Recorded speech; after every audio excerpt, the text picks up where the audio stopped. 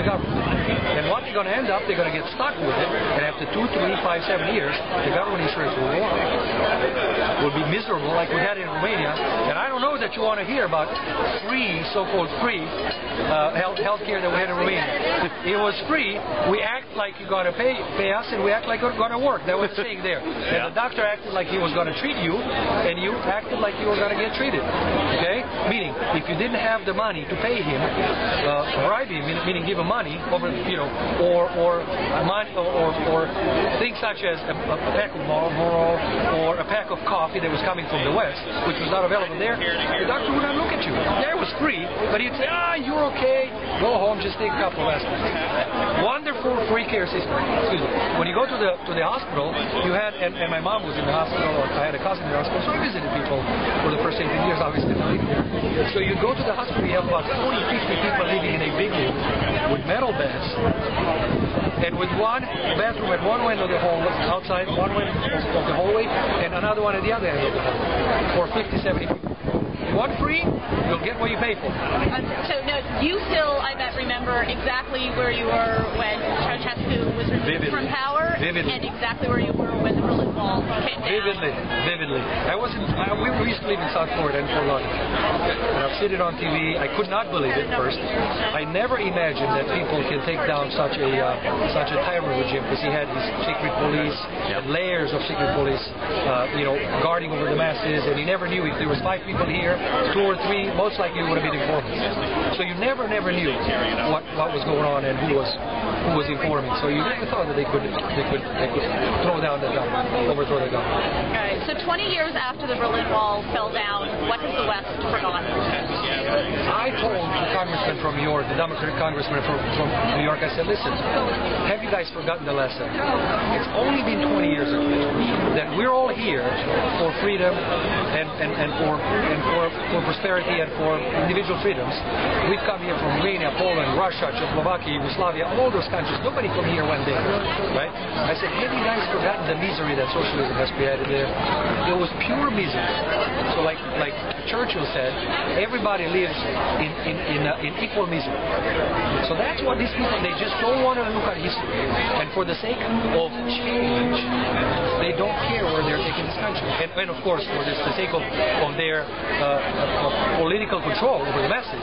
Because look at how they live. And I told them that the same thing to the congressman. I said, you guys are living very well here in Washington. Thank you very much. I'd love to live like you guys. I see you every night eating at fine restaurants here. Nothing wrong with that. I see your beautiful buildings here, all in marble and granite and all of that. Nothing wrong with that. I'm proud of that as a American. However, why do you guys want us to be miserable and you guys to live good here? And why have you forgotten what socialism and communism has done to us 20, 25 years ago? So sadly, would you have to say that overall America has changed for the worse since the day you got here? I would definitely say that. I mean, I miss Reagan. Where's Reagan when you need him? I definitely think we need somebody that stands for true conservative values, for the freedom of the individual. Let's just go back to the Constitution. It's not what I say. It's not what the congressman says or what the senator says. Let's just go back to the Constitution of this country. The Constitution worked for 233 years. People have done quite well in this country. Has become the most prosperous country of the world, not because we were tyrants and because we took over the world. This country does not have an empire, unlike all the rest of the countries in the world that have had empires when they had the military might. This is the only one that have never had an empire, a true empire, and has been the most powerful country in the world for the last 80 to 100 years. And so the Constitution works just fine. Let's go back to the basics. Let's go back to the Constitution. Let the people be free, and things will work just fine. So when you were looking for a way to flee Romania, was there any other country that you wanted to get to as much as the U.S.? I'll tell you, we've already had, U.S. was the beacon and the city on the hill for us, in spite of what the communist propaganda would tell us. And the reason was because I had my father's sister, who was my aunt, and her husband, and 3 children.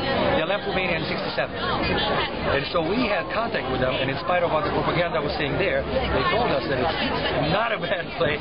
It's a wonderful thing, and if you work, you mind your business, it's a good place for you to be. It's not a perfect place, but it certainly is a place where everybody wants to go to. And so that's gotten in my mind. I remember ever since I was telling my wife and my kids, maybe when I was 7, 8, 9 years old, they would come and visit. Our relatives were here from America, And I used to just pass by the kitchen table when my uncle would talk to my father, and they would just talk hush hush about things, and they thought that we wouldn't hear that as children, but I heard it. It stuck in my mind, and I always said, America's a good place. America's a good place. I always wanted to be there. So who is your congressman for your district in North Carolina? Sue Byron. Conservative, and we love her. Are you going to try and visit her office today? And we were trying to. She's in here, and we wanted to say thank you to her and words of encouragement. We encourage her. We know that she's been doing the right thing all along, but we were very proud of her. All right. Any other congressmen or senators you particularly think need to hear from you today? Oh, I definitely think Melissa should hear from me. I have a unique experience. I haven't lived in San Francisco in a large mansion, and I don't have a vineyard.